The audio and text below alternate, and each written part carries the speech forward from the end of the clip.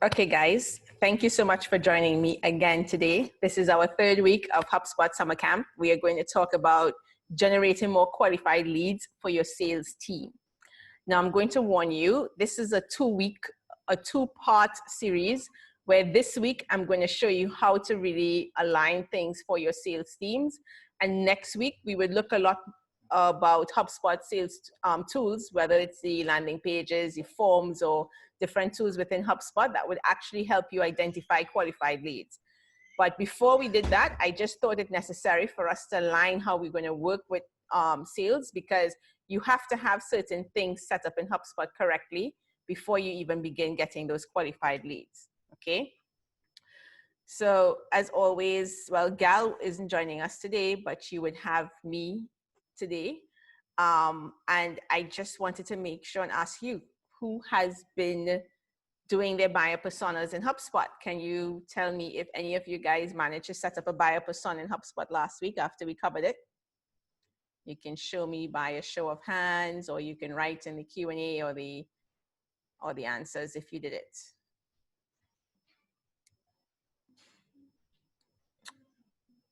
Revital, right? Shirley did it. Nice, Shirley. Good work, Shirley.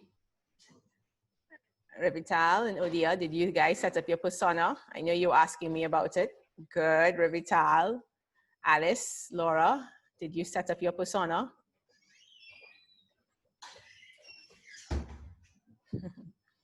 Okay, at least 2 out of the group. This is progress. Okay. So thank you guys. Now, the reason why I'm asking this again, because this will be the foundation for setting up some of your sales alignment and your personas of how things are supposed to move and be running in HubSpot correctly, okay? So what we're going to cover today is just to go over how to really put your buyer persona in one level so you understand how it works and how it should look in HubSpot. Then I would just go over how to identify interested buyers. And I'm going to show you a trick without using lead scoring, because I know a lot of people get caught up in wanting to use lead scoring anxiously.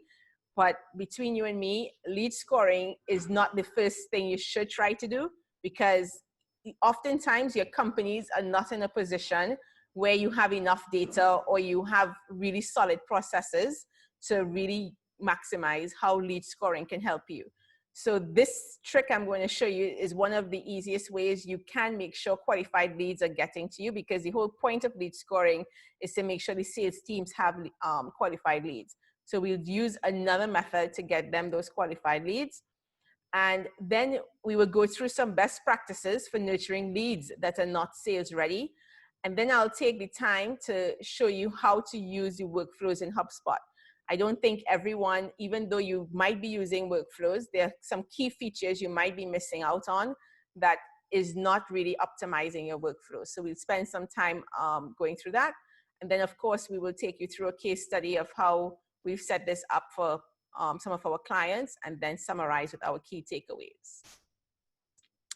Again, I remind you, please take the time to join our group and be active in our group. I usually post a question right after.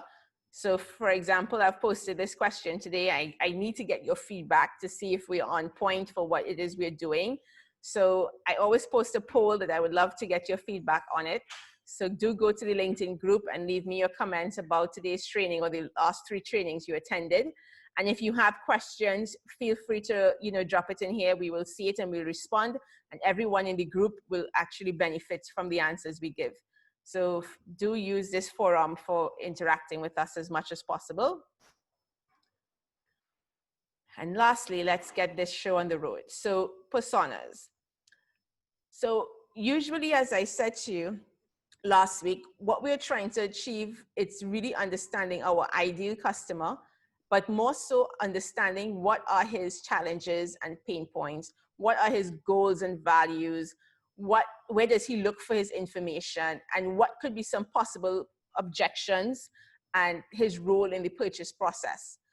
The thing is, once you really spend the time getting this done, it makes your life so much easier, because you will have a way to understand how to direct your content, how to, you know, make sure and, you know, set up campaigns or create certain campaigns. So the goal is to get as much information about this persona as you can and put it in HubSpot, because the next stage of this, once you have achieved this ideal customer, is that you are able to set up a campaign that will speak to that customer and take them through a journey that looks like this.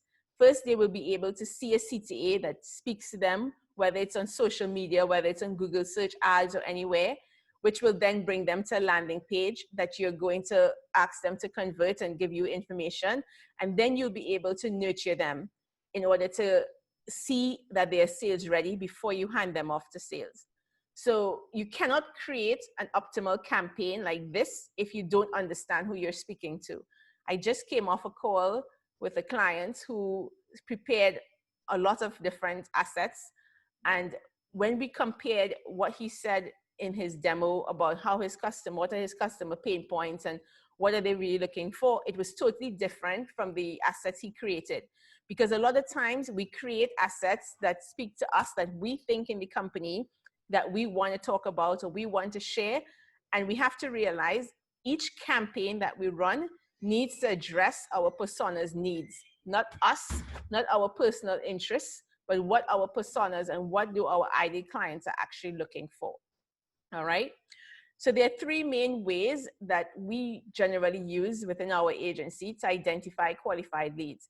And there are many other things you can do. And yes, we do sometimes encompass other things, but the goal is, once we have to set up a qualified lead system for a client, this is the three things we start with. First, as you see, we understand which characteristics of the ideal customer we can collect through marketing efforts. So as you saw in our buyer persona, there are many, many different things, like the children's age, you know, whether they're married, what magazines they read. This is not information often we can ask in a form for a landing page, because it's just too much information. But there are some things that we can ask within the form that is expected and people will be willing to exchange, or that HubSpot can collect from us or collect on our behalf automatically. So the goal is to try and collect as much of that type of information that will help you understand if this certain contact is actually a relevant lead. So whether it's job title, because as a B2B company, you're not talking to everyone in a company, right? Sometimes if you're a B2B tech company, you want to talk to people who are like CIOs or CSOs, or you're talking to, you know, technical people. You're not talking to the accountant. You're not talking to the marketing managers. So you want to be able to, you know, cipher through all of the leads that you're getting to make sure you're talking to the right person or collecting those right leads. Some of you may have an interest in working with certain sizes of companies. It could be by revenue, or it could be by the number of employees they have. So HubSpot, again, once people give you their email address, HubSpot is able to populate that information for you automatically. So you can see how big this company is and if it's relevant for your salespeople. Another thing could be industry. You're not always focusing on every industry. You may want to focus on a specific industry for your company. So again, HubSpot can collect that data automatically for you once you have understood what the company's name is. So my point is, at this stage, you need to figure out in your marketing campaigns, what are the most crucial information I need to understand or I need to collect in order for my sales teams to accept that lead. The second thing is to agree about life cycle stages. Now, HubSpot has its default life cycle stages, which we will surely go through shortly. And not every company may be using HubSpot, which is understandable, but I still want to spend time going through HubSpot's life cycle stages, because I think with this knowledge, you will be able to replicate this for any other system you're using, whether it's Salesforce or NetSuite or Zoho. It's the same concept, you know, every customer must go through a certain period with you or a certain journey with you. So HubSpot's life cycle stages helps you identify that. And the last thing is to make sure your forms are built correctly. And this is something we would touch more next week. But of course, just to mention it now, HubSpot forms have a progressive feature, which means if somebody has already given you certain information, you don't have to ask that same information again. So next week, we will show you how to use those progressive features and some best practices of collecting that information, because sometimes people use the same form throughout, and then they try to, you know, use the same questions as the progressive form. So which means every form has the same question and people may be downloading this different information. So you kind of have to map out a plan, which questions you want to ask and which types of forms, so people see different questions and you're collecting more and more data about that persona. So let's take some time to understand first HubSpot lifecycle stages. And then from this, we will be able to build out a plan of how it is we identify qualified leads in the system. So basically, HubSpot has these 8 or 9 lifecycle stages. It starts from subscriber and it ends to other. And I want to take some time explaining to you how each of these lifecycle stages work, because again, many companies use this incorrectly and then it creates a lot of confusion in their system. So subscribers are supposed to be used when somebody simply subscribes to your newsletter or your blog. So oftentimes in your website, somewhere in your website, you have a notice or a form that says subscribe to our blog or stay up to date for news, and all you ask is for the email address. So when you're asking just for that information and nobody else is giving you their first name, last name, or any other information about themselves, then they're classified as a subscriber. It's also very good to use this stage when you've imported contacts that you're not sure where they came from. So sometimes, you know, when you are setting up HubSpot for the first time for a client and they have been using Excel or some other platform and they have historic data and you're not sure where these leads came from or how engaged they are, it is best practice to set those leads at subscriber stage and re-nurture them until they have actually moved on to something else. The next life cycle stage is a lead. So lead is typically used when a contact has submitted some type of form on your website. I personally, whenever we work with our clients, we use leads for any forms that clients, any forms that contacts submit. Now, again, why it is important to start everybody, don't matter if they fill out the contact us form or the demo form or the free trial form, they need to be first set up as a lead. And then I will show you in a workflow shortly how you can move them through all the different stages so they reach to either sales qualified lead if you want the sales people to contact them. But if you don't do this correctly, you could never create what are these funnels. You know, everybody's asking, I want to see my funnel. I want to see how leads are moving through my funnel. So HubSpot has a funnel report. But if you don't take people through each stage, then your funnel report will be forever wrong.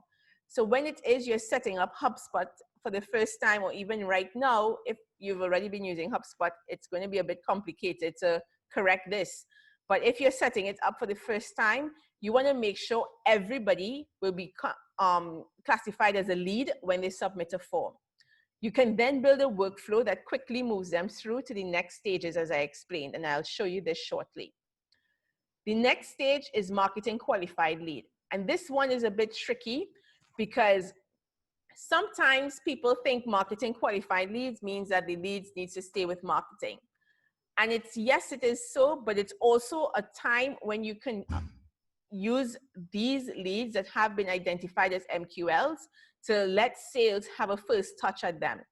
Because any lead that is identified as a marketing qualified lead has shown sufficient interest in your content and in your company, and also exchange sufficient information. So usually you're getting MQLs when they have filled out what is called a middle of the funnel form. So if you have like a webinar, or you have, you know, some like case study where you're asking for more information, like I described just now, you're asking for job title, you're asking for a question like, what is your biggest challenge? Or you're asking a question like, are you ready to implement such and such software in the next 6 months? So when you begin collecting that kind of information, it's kind of like warming up that lead. But you don't change the lead to SQL, which is a sales qualified lead. You keep them as a marketing qualified lead, and you're going to use a system we will show you shortly that allows you to prioritize those leads for sales. So for example, again, someone just filled out a contact us form and they said, yes, we want a demo. So for sure, you make them start from the lead status, but you keep them as MQL. You don't change them to SQL, because SQL is supposed to be used when the salesperson has accepted that lead, which means that the salesperson saw the lead and the salesperson has deemed that this lead is a qualified lead that they want to be in contact with. So sales qualified leads isn't that marketing marks them as sales qualified and hands them over to sales. No. Marketing, your job needs to stop at MQL. And then only when you hand over those MQLs to sales and they have deemed those leads qualified, you make them, they will make them into SQLs. And you can again build a process that the leads will be marked as sales qualified leads. But the goal is not for marketing to mark those leads as sales qualified leads. These two terms, I think, are the trickiest terms, because again, people often get carried away, or they just kind of misinterpret how marketing qualified leads and SQL sales qualified leads should be handled in HubSpot. And we've tried in the past, I've done a lot of implementations where I did exactly the opposite that I'm showing you right now. And it caused a lot of confusion, because when marketing sets a lead, a sales qualified lead, and the salespeople see it, they often like, why is this sales qualified? I don't think it's sales qualified. Why are you giving me this lead? I don't think it's good enough. So this best practice that I'm laying out for you, it is golden. And I think you should use this as your guideline going forward, because the minute we implemented this process, it made our interactions with sales teams so much smoother. The next stage is opportunity. Now, if you're using HubSpot, opportunity means that the contact is ready to be a real sales potential. Like they have identified that they want to do business with you, and at some point in the near future they will close with you. So what really happens is that an opportunity is automatically created when you create a deal in HubSpot. But if you're using a system like Salesforce or NetSuite, it means that you have to convert that lead to an opportunity in Salesforce or NetSuite, and then it will be automatically mapped back into as an opportunity in HubSpot. So my point is, only when the deal is created or you have converted that contact and opportunity in other systems, then the system will mark in HubSpot, will mark that contact as an opportunity. Of course, customer is quite clear. It means that the person has to have a closed deal with you. So the deal stage in HubSpot should be close one, or in Salesforce or NetSuite, it should be marked as a customer, and then it will come back to HubSpot as a customer. Evangelist is something that not many people use. And how do you use evangelist? Is mostly that when you're looking at tagging people like your partners or your resellers, these are people who promote your product. So even if you sit on if you get funded from a VC and you have people in that VC talking about you and bringing you leads, you can tag them as evangelists. Your board of directors could be tagged as evangelists. So anybody who is in your system who is promoting your services actively and is not necessarily a team member, like a sales team member, but people, you know, within your ecosystem that promotes you, you should tag them as an evangelist in the system.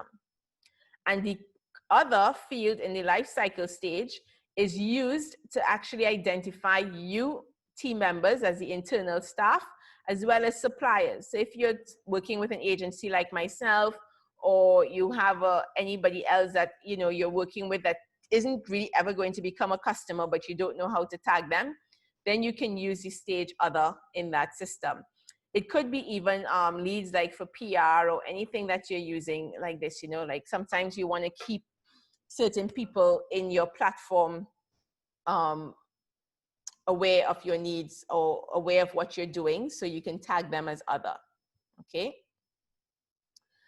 Now, the next thing is that we want to look at how do you identify your interested buyers, right? So now that we understand life cycle stages, we're going to take one step back, because I want to explain to you how do you actually know that someone is interested? A lot of you, like the companies that I've seen join this camp, you get a lot of traffic, like 1 hour translation. You're getting a lot of traffic from all types of people and all different people who want to use your service. But as a company, you're more interested in working with other companies who are going to use your services so you can close bigger deals.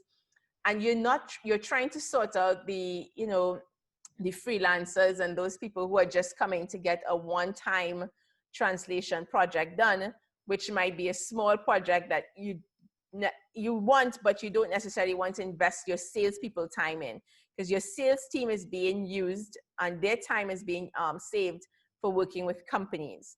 So this is one way of, this process I'm going to walk you through is one way of really identifying the serious people from the people who are just, as we call them, you know, fans or onlookers on your system. The first thing is to understand, how can you tell if somebody needs really what you offer? So you need to see the activity of that person. You need to understand the persona if you've built it, to understand if your product really fits that person.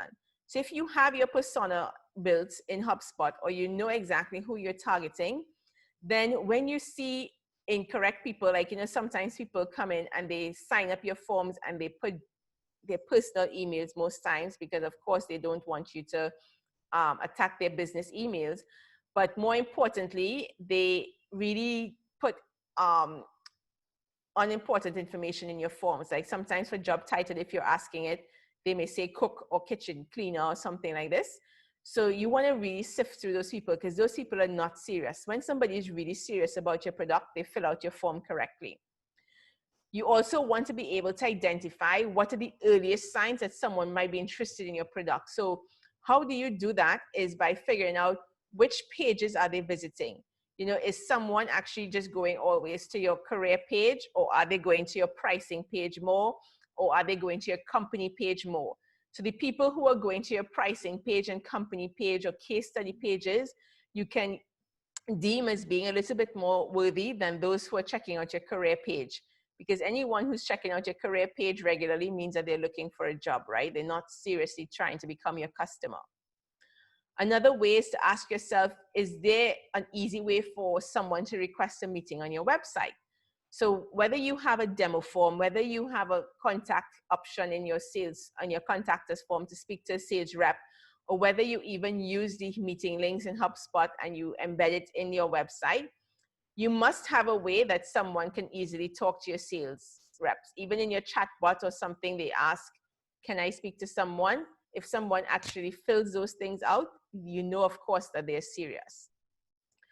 And one thing that most companies miss is trying to figure out what are some of the actions your leads need to take before they can talk to a rep. When you ask yourself these questions and you speak to your sales reps to understand what they need to know about this contact, or what kind of actions you want to see them take before they speak to you, it makes a world of difference. Now, again, I urge you not to have this conversation in isolation and not to come up with this yourself. But the reps, the sales reps often know these answers. You know, they want to know what kinds of pages they visited. They would want to know what types of forms they filled out. Did they fill out the demo form, the contact us forms and things like this? Or did they, you know, specifically request to speak to a sales rep? Did they just read your blogs and they didn't do anything else? So you have to be able to segment those types of leads quickly for them so they can understand what it is that they need to pay attention to. And of course, you also have to look at things that they are not doing, that they're also doing, that shows a lack of interest. So people who are unsubscribing from your emails, people who are whose emails are bouncing, these are leads you need to take out of your sales reps list so they don't waste time on those leads.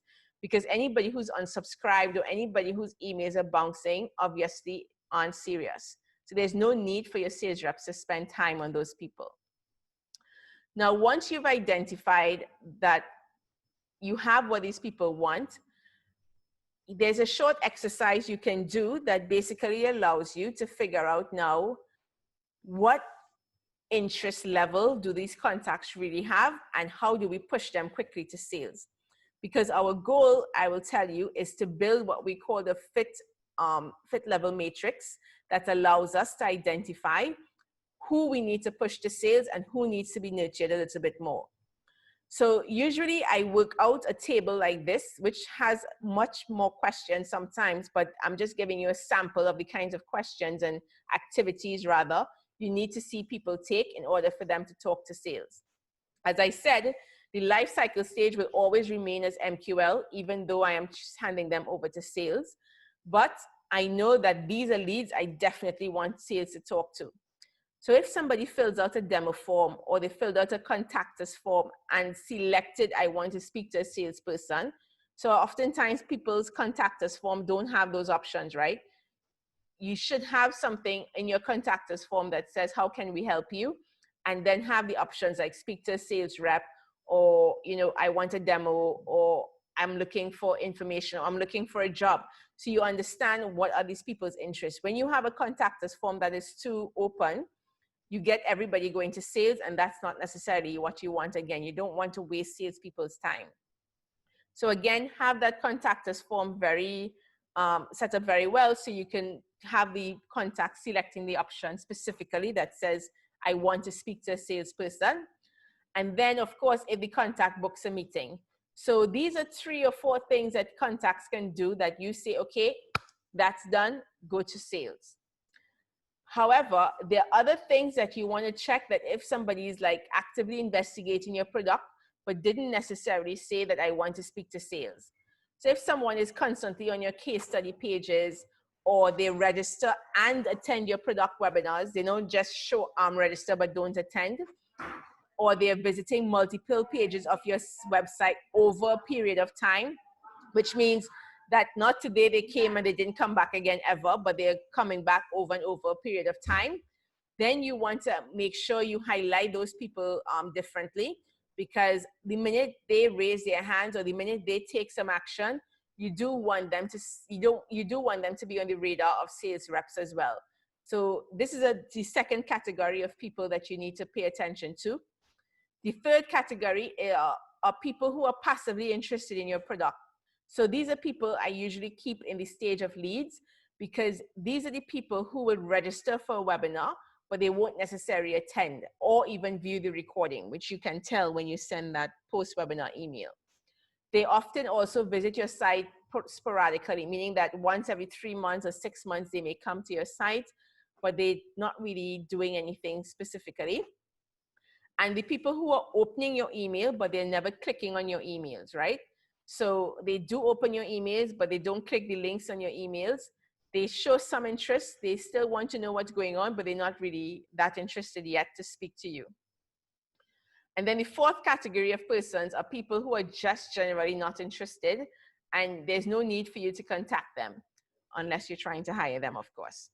So people who are visiting your career page, who are unsubscribing from all your communication or never opening your emails, these are people who you want to be aware of. And what happens is that you're able to build what is called your fit interest matrix, which basically allows you to understand which contacts you need to be focusing on for sales. So of course, the people in this level of the matrix, which are hand raisers and a good fit, you need to make sure you're handing them off to sales quickly, and that sales are actually following up with them quickly and persistently. However, when they're active leads, as we described above, who are a good fit, sometimes you can work with sales to have like one action they can take before they call them. So it could be that they connect with those people on social media, you know, send them a LinkedIn message to say, how can we help you? I see you've been browsing through our data. Or you can, you know, invite them to a special webinar that, you know, will talk a bit more about how your product can help solve their challenges. But the point is that you don't really pressure sales to call these people, because people don't like to be annoyed, right? And remember, this is inbound marketing as well. So you want people to show a great interest in your product before you call them, but you can have sales being actively reaching out to them on other platforms like email or social media before picking up the phone. And then you have the passive leads who should be nurtured, but salespeople should definitely not contact. So again, the passive leads are people who come into your website once in a while. They don't really open your emails. I mean, they open one or two, but they don't click on your links. So these types of leads, again, you want to send them into some type of nurture, and you don't necessarily want sales to be contacting them. Of course, you have now those people who are not who are poor fit. So again, reflecting back to your buyer persona, if you've set that up correctly, you know exactly who are poor fit for your company and who your sales team should not be wasting time on. So you have those hand raisers, meaning these people who filled out your demo form or your contact us form, but they don't fit your criteria. They're not your ideal customer. I suggest you don't just dump them, but you do find a way to decide how you and sales should follow up with them. One good practice we've implemented is that sales will just send them an email, or we have an automatic email nurture that goes through them to collect a bit more information to see if they could ever be qualified for the product. But again, don't ignore, but find a way to work with them and work with sales for them. And the last part with active leads and they're poor fit, sometimes if they're always on your website, but again, they don't fit your criteria, one thing that we've seen that has kind of helped in terms of converting some of those into actual customers is having a group webinar. So salespeople oftentimes spend a lot of time having a personal demo or personal sales call. You can just generally group all of these people into one call and just say to them, listen, we're having an intimate private session for you. Try to make it special so they will want to come. And we would love to show you how our product could possibly help you. And, you know, make it a small intimate group like how we are right now, just like 7 to 10 people, not many. And so they can ask questions and they can find out more about you. But again, these are for people who are active on your website, actively engaging with your content, but they just don't fit your criteria of your ideal persona. And of course, you have passive leads that are a poor fit. Now, your goal as a marketer is never to ignore any lead that comes into your system, except if it's a student or somebody who's really relevant. So if it is that they are a passive lead, but they're poor fit, it's something that marketing should deal with only, and sales shouldn't really have to spend any time on it at all. But marketing, you can, you know, answer their request or send them more content that could be relevant, because again, every student gets a job eventually. So you do want to stay top of mind for those contacts and not just ignore them totally, okay? Any questions before I move on? Yes, I do see some. Let me get to them.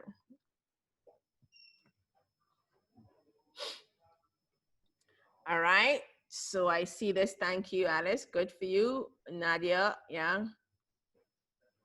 Nadia says, we always had confusion who shall be dealing with inquiries, reproduct qualities and conditions of partnership. I always thought it was sales, front-end sales, and if you put it in plain language, what inquiries marketing needs to deal and which sales teams.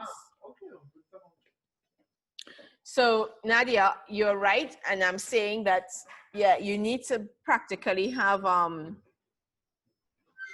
you need to actually have sales marketing doing most of the work for sales, because yes, salespeople should not really be dealing with a lot of unnecessary leads. They need to be focused on the leads that actually matter and not be dealing with every single thing. So your goal as a marketer is to make sure that sales is your best friend, and sales will only become your best friend if you're actually doing things that don't waste their time, basically.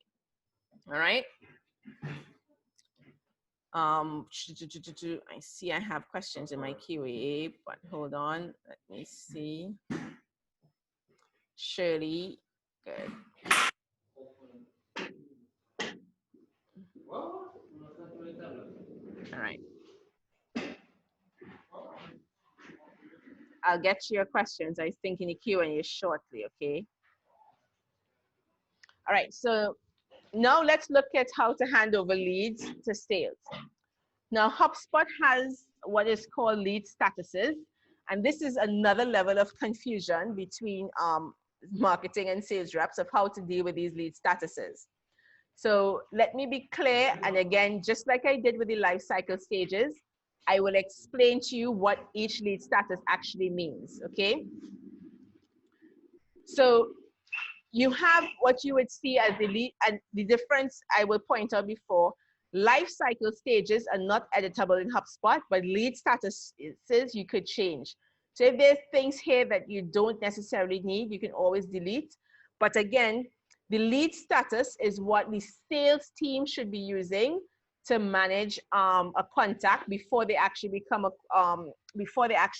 a good opportunity. So the point is that lead statuses can be used as the sales qualified kind of process. So as the salespersons are actually qualifying the leads when they become SQL, these are the processes they can use to help you understand where they are with the lead. Because again, our goal here is always to make sure that as marketers, we know that we know if the salespeople are following up with the leads that they're sending, what we are sending them. Because you don't want that you're sending leads to the salespeople and you have no idea what they're doing and what they're doing with it. So this helps, okay? So first of all, new. The lead status new means that all the leads that come into the system must have the status new. Regardless, again, if they were a lead or whatever, you want them to start there. Again, you can build a workflow to help them to move through faster, but you want them to always start at the status of new. Then once they become a new lead, you want that the salespersons, if it's qualified, right? So if it's a new lead that turns into an MQL, you want the salespersons who decide to start reaching out to the leads to change the lead status to attempting to contact. Now, to be clear, I'm not suggesting that you have salespeople manage both life cycle stages and lead statuses. Your goal as a marketer is to set up this lead statuses that I'm explaining correctly, and then you can build workflows in the back end that will map what you're doing for lead statuses to life cycle stages. And I will show you how we did it for one client in the case study that we do in the end. But the goal again is like all the salespeople will do is change lead statuses and the life cycle stage will change accordingly. So we have attempting to contact. And once the lead status is attempting to contact, it means that the salespeople are actively reaching out to this contact. And you can, as a marketer, can be relaxed that they are dealing with the leads that they should be dealing with. Now, when the lead status is open, again, the salespeople will choose this lead status because it will help them understand now that they've had an initial call or they've had a meeting already to discuss the products or services that you're offering. So when there's some level of interaction that the person has, picked up and they had some interaction with them, whether it's email or whatever, you change the status to open. Now, connected means that leads have been contacted, but they have not yet been opportunities. So again, there's an overlap between open and connected, which isn't very clear. So you don't have to use both of them. Oftentimes, I prefer to leave out open and just keep connected, because connected means that I know the salespeople have reached out to them, they've talked to them, and they will soon be an opportunity. Open deal would mean that they have actually opened a deal for them. So which means they're now in the deal stages of HubSpot, or they're in Salesforce as a real opportunity. And the stage here, lead status stage, will be open deal. In progress means that the deal is progressing, meaning that you have some talks with that person about closing them as a customer, and you can change it to in progress. Again, in progress is not absolutely necessary. I often eliminate it and just keep open deal, because all I need to know is that that contact is in sales hands and sales are handling it. In progress is like an extra stage that allows you to know how they're progressing with sales, but oftentimes we don't need that level of visibility on our side as marketers, so you can leave out in progress and just keep open deal.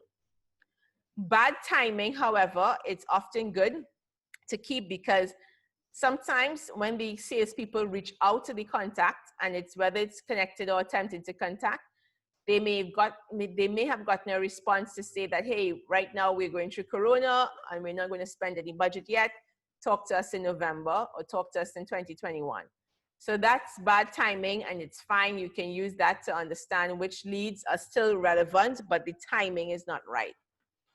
Unqualified leads are leads that are definitely not fit for your product. Again, this is something sales is handling, right? So it's not that it's a lead that is unqualified, but it's an MQL that you have passed on to them that they have deemed that's not qualified after some discussions with them. Now, although these are the HubSpot stages that generally work, I often like adding, sometimes it depends on the customer I'm dealing with, I would use these extra 3 fields because I think it sometimes gives more clarity to their business processes. So there are some leads that will say, hey, I'm not ready yet. So instead of using like the blanket field of bad timing, I would use quarterly checkup. So if I say to sales reps in my processes with them, I would say, okay, if there are leads that you think are still qualified or relevant, but they sometimes on the fence, then we can have this status that says quarterly checkup, and we can send them emails every quarter. So not to annoy them, because again, they're qualified and we don't want to lose them. We don't want them to unsubscribe. So it's best that we send them contact information every quarter than every week or every day. Then there's another status that I like to sometimes include that says the leads went dark, which means that these leads were highly qualified. Everything was going good. You even opened a deal for them and suddenly they disappeared. You know, there's some contacts like that. So you can use that lead status stage called went dark that would allow you to understand that these are still relevant. So maybe every 6 months, reach out to them and see if you can find out what happened. Maybe they fell out a plane and you didn't realize. So whatever you want to figure out happening to those leads, use that stage. And then there are leads that you must not ever market to, right? So for example, you know, there are leads that you're coming in from your VC, or, you know, there are leads that are from your PR firm that you're working with. So you don't want to bother them with unnecessary emails. They just want to get highlights from you, like your newsletter or something. So you can put them in a list that says do not market. So you don't send them and enroll them to any marketing nurtures, or you send them unnecessary emails that like invitation to your webinars when you know they're not going to come to your webinars anyway. So these are three other statuses that I love to include depending on the clients I'm working with. So again, think about your business processes and see if it's going to be relevant for you. Okay.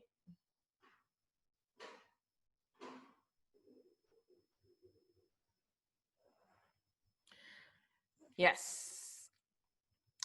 So the next thing now, what I'm going to show you now is how to use HubSpot to actually manage your sales processes and your interactions with sales, right?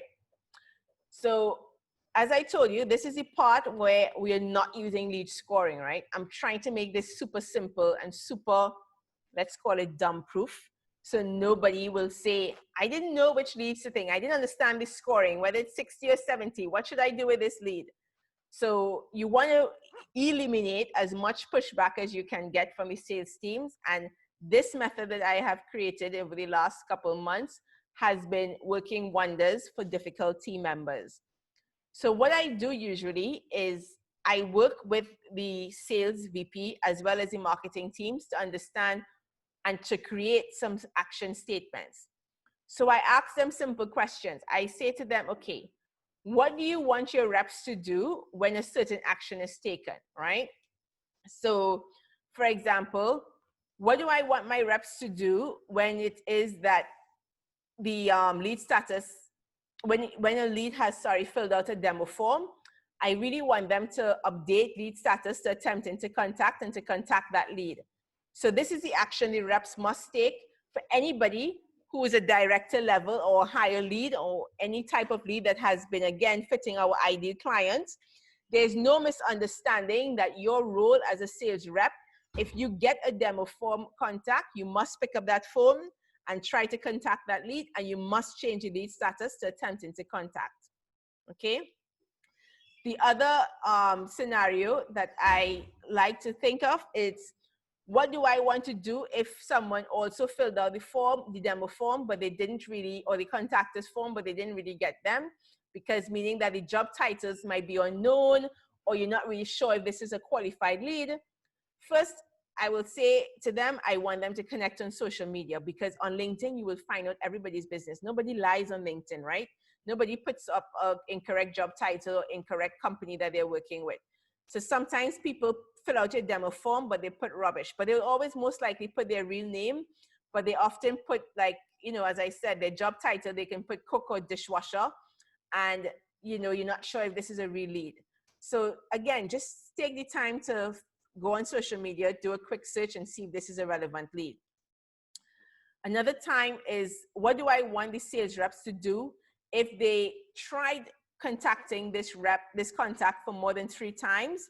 The person opened at least one email, but just didn't respond to book a meeting or say anything further. And the job title is known, which means they fit my ideal profile and they're MQL or higher. Then I want them to send what is called a breakup email. And that breakup email don't necessarily have to be cheesy, but it has to be something that's politely saying, you know, listen, I've tried reaching you a couple of times. I saw that you were interested in our product, but I don't want to be a pain. So whenever you're ready, feel free to reach out. We're here for you, but I don't want to be constantly contacting you or sending you emails at this point. So something along those lines is what I term as a breakup email. Keep it short, keep it polite, but make it sound as if this is really the last time you're contacting them. And of course, it is the last time you're contacting them. You would find that you often get very high response rates when you have done that. And at this point, I must stress that your leads, when you're trying to contact someone for a sales opportunity, the rule of thumb is that you should contact them at least 8 times before you give up on them, okay? I've been nice here and put 3 times because I know people get fed up. But generally, you have to be persistent, and the average of contacting someone to make sure that they want to know about you, it's 8 times. Another action statement I create, because this is a part of my, you know, setup with marketing and sales alignment, is that if somebody is also a director or high-level lead and they didn't really respond to any of my emails, then I want them to nurture. So again, I want the reps to stop calling them, but I want them to nurture them, okay? So my point is, these are very clear action statements, and these are just samples of what I do. I usually have a whole playbook of these things, but my goal is to make sure that I sit with my clients and I get them to understand these are the necessary actions I need your sales reps to do in order for us as marketers to do our job. And then once I have this, what I do is I turn these action statements to saved lists. And guys, I cannot tell you how much this is saving lives, really, because again, as I said, sales reps are very annoying people, meaning they don't want to be annoyed and they don't want to make their jobs harder. So when you create lead scoring for them and you try to create all these highfalutin lists, it gets very cumbersome for them. So let me show you how easily this works, right?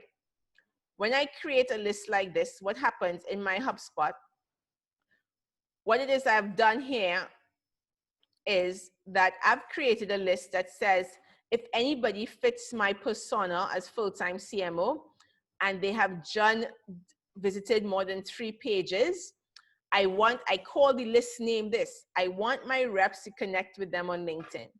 And again, just for you to understand how simple it is to create this list, it's that if I'm in all contacts of my database and I want to see the filters of it, I have all the filters here. So I call them by these filters. So when my reps come into their system, all they need to see is these lists and understand exactly the actions they need to take in each of these lists. So if I have a list that says, I want my reps to connect on LinkedIn, it means when somebody clicks that list, they see that these are the contacts they need to connect with on LinkedIn. That's it. That's all they need to do, nothing more. And if I wanted them to call those contacts, I have a list that says I want my reps to call this contact. And again, they will have a list that's in front of them by a click of a button every single day. They know exactly how to start their day and what they need to do. So this is a surefire hack that allows your reps to work easily, and it's very easy to create. So just to show you how I create this list, I simply go to add filter. As I said, I'm working with my personas that I've set up.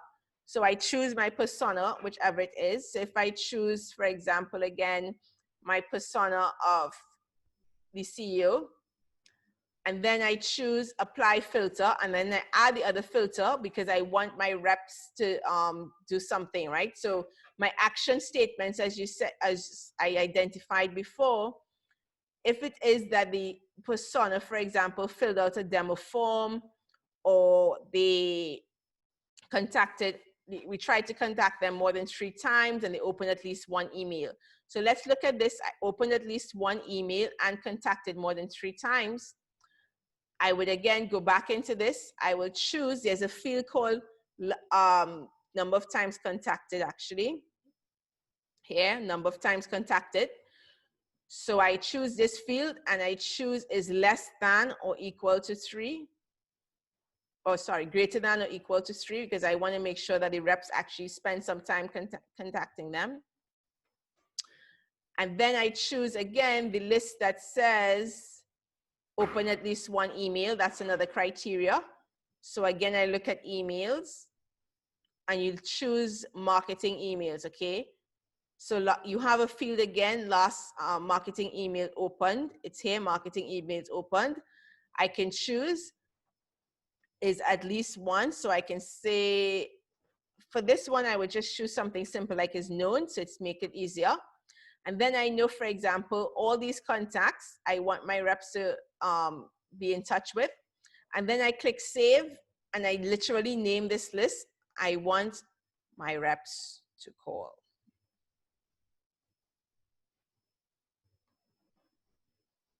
Or send a breakup email rather, or anything you want them to do, you put it in the name of the list. And you choose, again, everyone, not just private. So you want to make sure everyone can see it. If you choose private, then only you yourself can see it. If you choose my team, it means whichever team you've set up in HubSpot, only you can see it. So you want everyone and you click everyone, save. And the list will appear now in your HubSpot. So now you have a list of all the contacts that you want. And again, the goal is once your reps start their day, they will see these 3 lists in this section called created by others, because you as a marketing manager would have set this up for them. And all they need to do is click on the list and start working for their day. And they know exactly what they need to do on that day. Okay?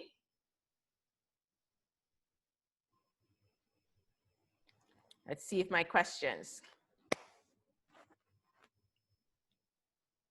Yeah, so exactly. So Shmuel, you're asking, how do you maintain a list? Exactly.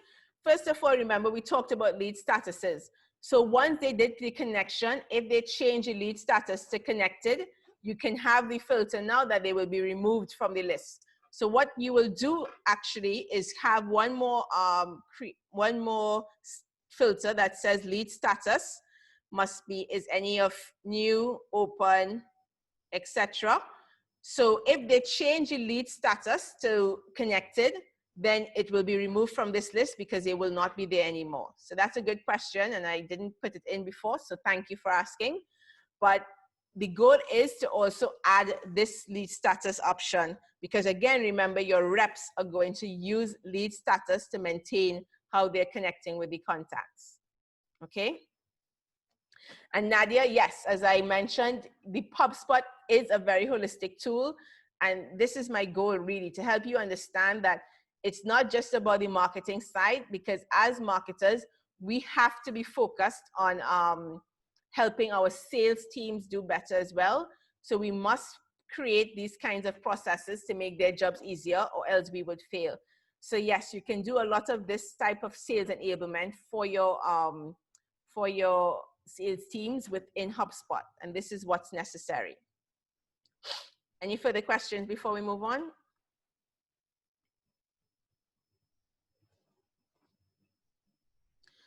Okay, so let's look at lead nurturing best practices, all right?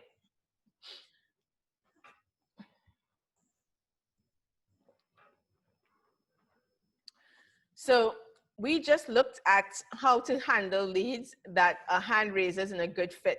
So those lists that I just showed you that you're creating are for those leads, right? You want to make sure every lead that is a good fit and raise their hands, the sales team can understand how to deal with them, and they're dealing with them.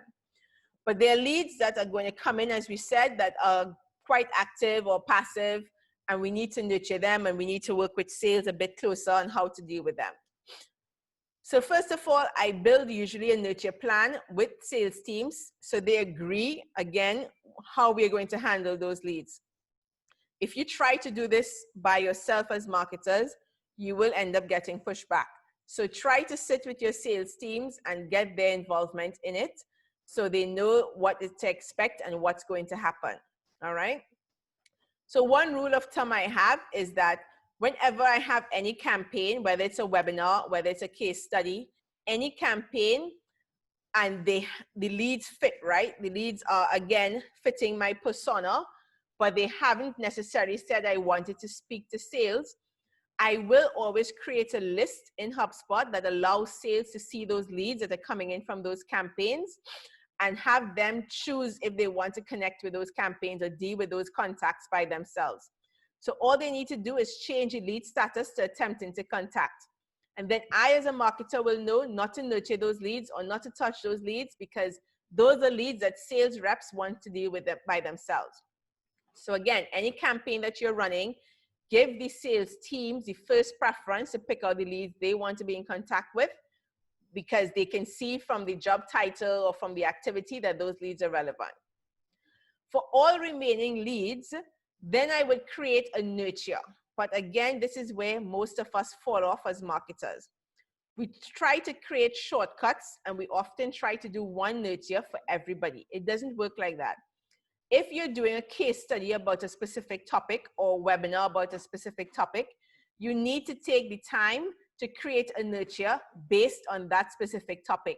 You cannot create one general nurture and stuff your blogs and stuff a case study and stuff this and stuff that in it and hope it will appeal to everyone who comes in. You would surely see that your unsubscribe rates will go up very quickly and no action will be taken when you do that.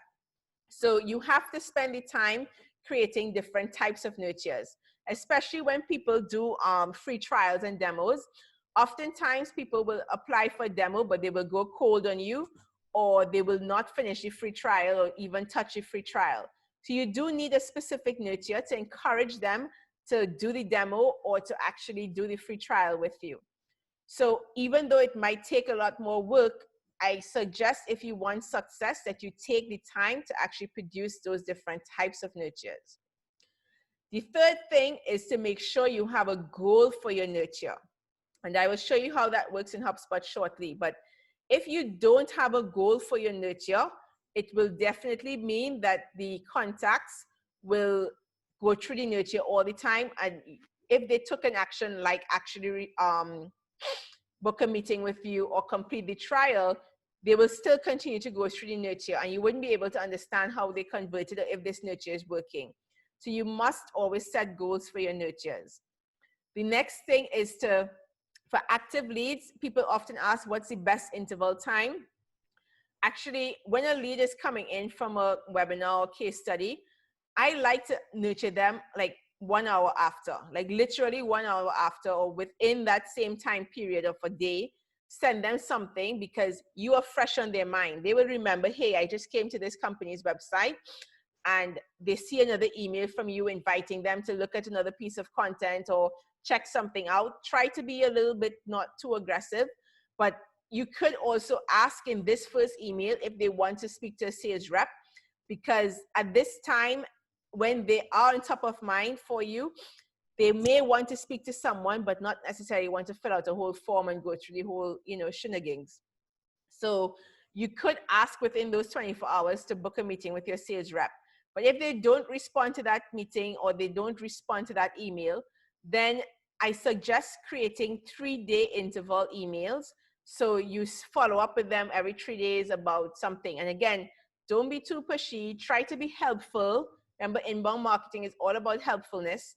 So make sure your content in those case studies, this is why if you build the content for every nurture properly, you would have relevant content for them that is applicable to the first thing they downloaded. and then you can share with them more information about this topic over those 3-day period, meaning every 3 days you're sending them something relevant. And again, the optimal is about 3 to 5 emails. Don't make your nurtures extra long because people do get fed up. So don't be overly aggressive about it, but have it between 3 to 5 emails over 3-day intervals. And of course, you want to create suppression lists in your workflows, which we'll show you. Suppression list helps you to understand how to take out unqualified leads and also how to take out customers or opportunities so people don't continue to get nurtured unnecessarily. And even if like a customer comes and downloads your content, they wouldn't end up in the nurture, right? Because you don't want to be sending an email saying to your customer, please sign up for a free trial, or we're having a 20% discount if you sign up by this date and they're already a customer. So it's important to suppress those types of people from getting into your nurtures. And then most importantly, track the performance of the nurtures.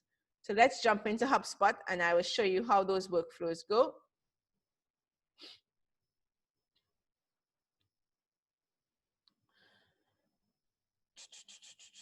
So let's look at a nurture workflow. Okay, wait, I'll show you one.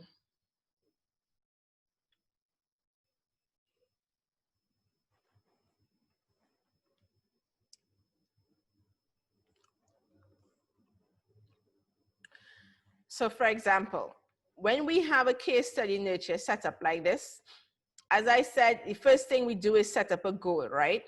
So our goal is that every life cycle stage is any of sales qualified opportunity or customer, or the lead status is qualified, connected, or customer or partner, because these people have more, this client has more lead status than we discussed, then these people will be automatically taken out of the nurture. If you don't have goals, people will continue to be nurtured, okay?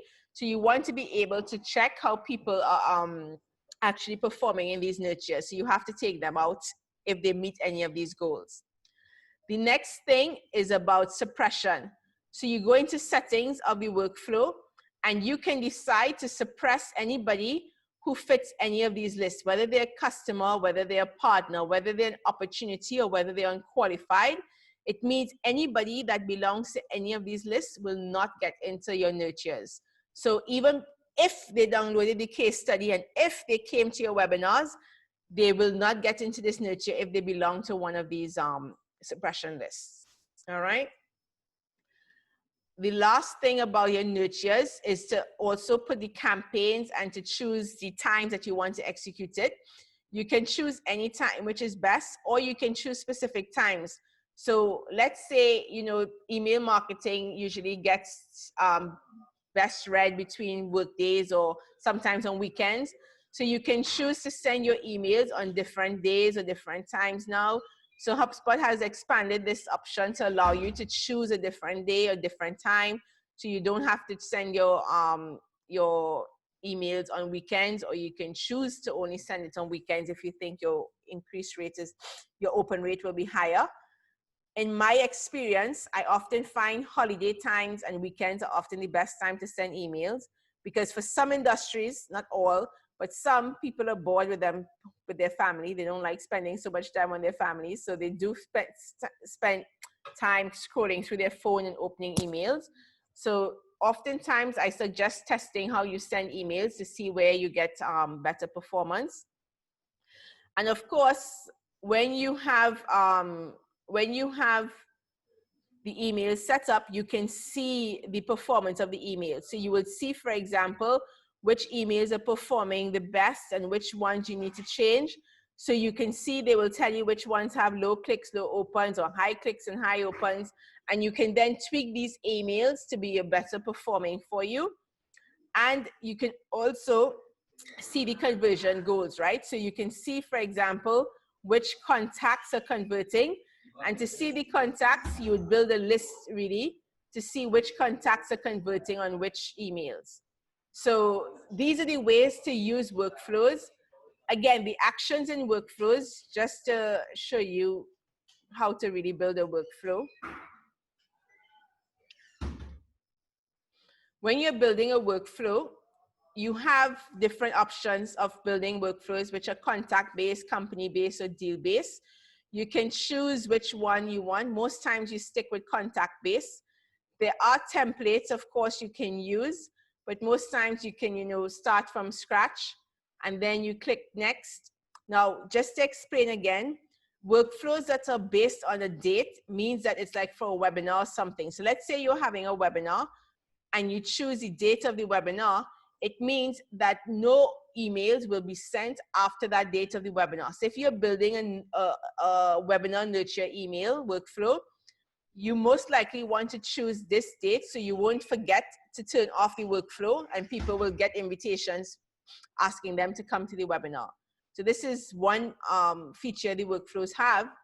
The next one is about sent on a date property. So this is good for like when it is that you collecting things like your customers or birthdays, or if it's Christmas, or if it's, let's say, Hanukkah or whatever celebrations coming up. And every year you're going to send the same emails, or relatively the same emails, or you can set it up a couple of weeks or months before and not be in a rush. You can build this based on that property, and then you can choose how to send this, this specific workflow on those specific dates every year. Once you choose a workflow and you click start, you have to set enrollment triggers. And the enrollment triggers are based on the properties you have in your HubSpot. So whether it's contact properties, where you have all the different properties under contacts, which is like job title or anything you have set up, or company properties or deal properties, this is the most common ways to start your workflows. Personally, for best practices, because this can get messy, because when you turn on a workflow, it's very difficult to track what's going on every minute. So I prefer to build a list first of the people I want to nurture. So for example, I would build a list of all the people who downloaded the case study, and then I would choose that list. So I would have a list that says, for example, the summer camp people, you're all in one list. So I can choose this list, and then it's easier for me to control who gets into this workflow because I know they belong to this specific list. All right. Once you choose the list, for example, my best advice to you as well is always, always create delays between your workflows. Even if it's 2 minutes, give every action between your steps in a workflow a delay, because what happens when you have a lot of contacts in your workflows, it can get jammed, or too much data. Sometimes HubSpot is updating its system, so sometimes the data gets mumbo jumbled, and some people get taken out of the workflow. So you need to give the system time to work. After all, it is a system. So create a delay, and then you can choose the actions here. So here you have a lot of actions, and workflows are based on logic. Okay, people, if you don't understand logic, you will end up in a mess with these workflows, because a lot of times people will choose the if-then branch, but then they don't understand what does if-then mean. So for example, if you choose if-then job title is known and you click save, you notice the branch is going to come off now. If job title is known, yes, what are the actions that should be taken? But if it's no, what are the other actions that should be taken? So you have to read this correctly to make sure you're executing the right actions you want, okay? Don't take for granted that you will know what to do and get it done. And you can't really test. You have a way to test a workflow here, but you don't really test a workflow, right? Because when different people come into that workflow and it starts working, after a while, everything can go very wrong if you didn't spend time really making sure this is what you want. So again, my idea to you and my suggestion is to kind of map this out on paper first to make sure you understand what you want people to do when they take a specific action. And then you can come in here and choose the different features you want them to do, okay? Of course, if you're doing, for example, like a Zoom webinar, you have an integration with Zoom here that allows you to connect Zoom so you can send an invitation directly from Zoom to the person when they sign up for your webinar. This we covered in a different session, and I will send you that recording if you want it. But when you're doing webinars, you have to be careful. Zoom and GoToWebinar both work differently in HubSpot. So it depends on the platform you're using for your webinar, whether it's Zoom or GoToWebinar. Ask me if you're doing webinars for that recording, and I will send you the instructions of how to do it, because it's tricky and a lot of people get this wrong when they're doing their webinars, okay? So these are the basic features of the workflows that allows you to build your workflows as you need. If you have specific questions about workflows, I'm happy to help you. Again, I suggest that you build the workflows. If you feel unsure, just reach out to me and I can take a look at it with you and make sure it's doing what you want it to do. Because if you make a mistake with a workflow, you can't take it back, right? Once an email is sent, it's sent, and that's it. So be very careful of how you decide to use workflow features. The next nurture plan I just want to show you briefly. It's about how to nurture passive leads that are a good fit. Now, it's almost very similar to what we just showed you about nurturing active leads that are a good fit. But two main differences are that, first of all, sales shouldn't really handle these leads. So you shouldn't send these leads to sales. And secondly, that the interval time should be a bit longer. Because if people are just checking you out and not really serious and not really sure they want to work with you, you should give them a longer time to interact with you. So 7 to 14 days intervals work good, as well as you can have the same 3 to 5 emails within those 7 to 14 days. So it works as well. But the same criteria of setting goals, creating suppression lists, and keeping weekly track of your performance is important, okay? Don't take workflows for granted. So this session, I just went through with you about how to create and nurture workflows. I can send you again a recording. If you want to go over this, just let me know and I'll send you the recording. Actually, I'll send it anyway when I send out this recording, so you can understand how to use workflows better in HubSpot. And what I want to show you as well, it's about the case study about how we work with different clients, right? So as I said to you before, there are two case studies I want to show you. One is like how we actually use the list that I mentioned. So there was one client that we created some of these lists, and again, we worked with them. So they decided how they wanted to name the list. I personally prefer to name lists based on actions, but what we decided for the sales teams in this client case is that we named all the lists by, you know, hot contact us requests, hot demo requests, and all the sales teams do every day is come into HubSpot, look for these 3 lists that they will see in their views, click on them, and they're able to immediately see which contacts they need to deal with. Now, one more feature this client had is that the contact owner is any of me. So the reps didn't have to look at other people's leads because they had so many different reps and so many different leads.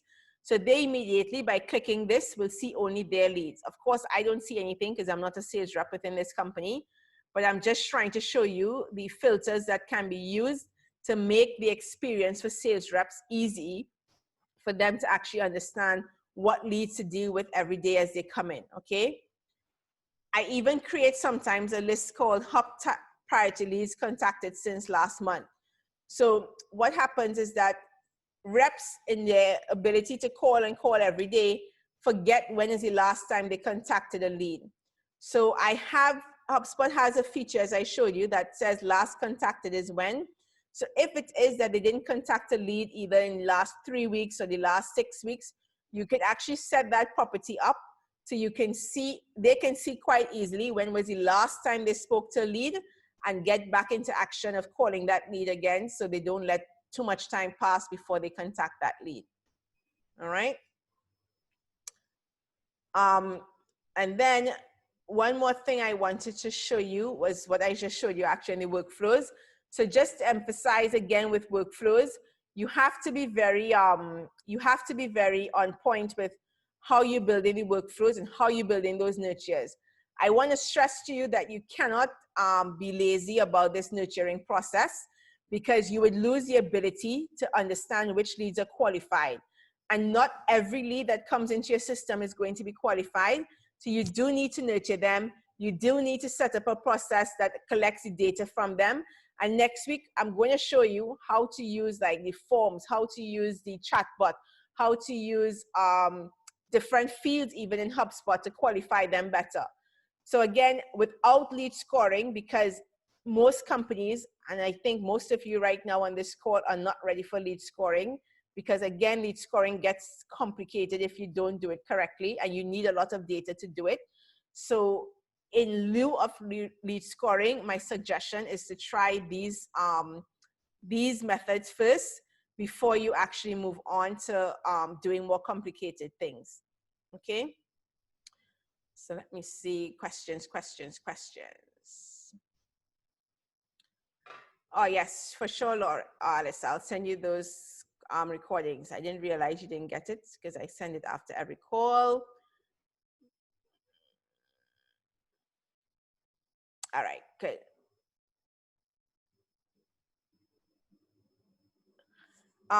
Sam, I saw your question. I think you asked, it's a kind of a task to SDI that was completed rather than a status change. Yeah, okay, but the status changes are like signs to show that you completed. And as I said, you can actually change the lead statuses as well, right? So if you want to have those actions in your lead status, like connected on LinkedIn, you can put that as a lead status action as well. So you can know which leads were connected on LinkedIn and which leads were not connected on LinkedIn, okay? Because generally in HubSpot, you want to minimize how much activity your leads have to do in HubSpot. So what I suggest is to understand the different stages or the different actions you want your leads, your sales reps to take, and build that as your lead statuses in HubSpot. And then it's very easy for you to understand how many contacts they connected with on LinkedIn, or what's the next stage that they need to do with this contact. So this is one way to really get that done. Okay. I don't know why my Q&A is stuck. So if you have a question in Q&A and I am not seeing it, just put it over in the chat and I will see it, because I cannot get to my Q&A section. But do you guys have any other questions? You could unmute yourselves and you can ask it if you want to ask anything. I've unmuted you all. So feel free to ask anything that you feel is necessary.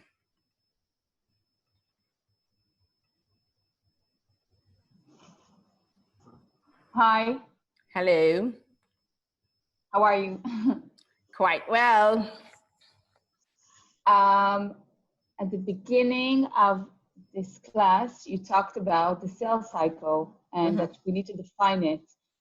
When I'm integrating between HubSpot and NetSuite and HubSpot, should I set the sales cycle in NetSuite?